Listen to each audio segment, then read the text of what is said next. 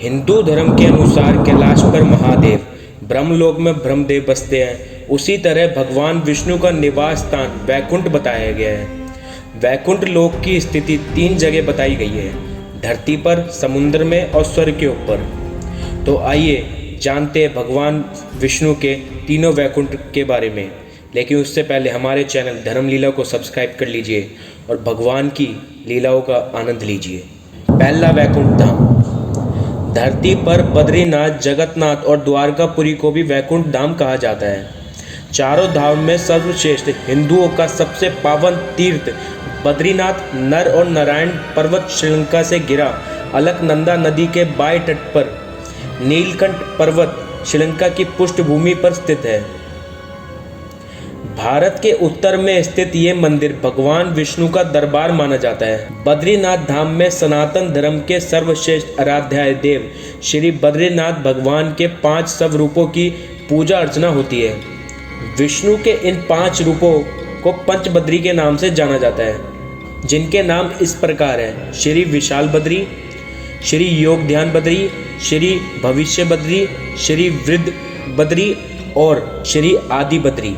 बद्रीनाथ के अलावा द्वारिका और जगन्नाथपुरी को भी वैकुंठ धाम कहा जाता है। कहते हैं कि सतयुग में बद्रीनाथ धाम की स्थापना नारायण ने की थी। त्रेता में रामेश्वरम की स्थापना स्वयं भगवान श्री राम ने की थी और द्वारिका युग में द्वारिका धाम की स्थापना स्वयं श्री कृष्ण भगवान ने की थी और कलयुग में जगन्नाथ धाम को ही वैकुंठ कहा जाता है। आइए अब जानते हैं दूसरा वैकुंठ धाम। दूसरे वैकुंठ की स्थिति ब्रह्मांड से बाहर और 3 लोकों के ऊपर बताई गई है। यह धाम दिखाई देने वाली प्रकृति से 3 गुना बड़ा है। यहाँ श्री विष्णु अपनी 4 पटरानियों श्री देवी, भूदेवी, नीला और महालक्ष्मी के साथ निवास करते हैं। कहा जाता है कि मरने के बाद विष्णु भक्त पुण्य आत्मा यहाँ पहुँच जाती है। पौराणिक मान्यता है कि इस वैकुंठ धाम और एक पाद विभूति के मध्य विरजा नामक एक नदी बहती है। इस नदी से ही त्रिपाद विभूति शुरू होती है, जो वैकुंठ लोक है। मुक्त होने वाली जीवात्मा को जब सभी देवता विरजा नदी तक छोड़ जाते हैं, तब वह जीवात्मा नदी में डुबकी लगाकर उस पार चली जाती है। उस पार से पार्षद गण उसे सीधे श्री हरि विष्णु के पास ले जाते हैं। इस प्रकार त्रिपाद विभूति में ही वह जीवात्मा सदा के लिए स्थापित हो जाती है। पुराणों में इस वैकुंठ धाम का बड़ा ही रोचक चित्रण किया गया है। तीसरा वैकुंठ धाम।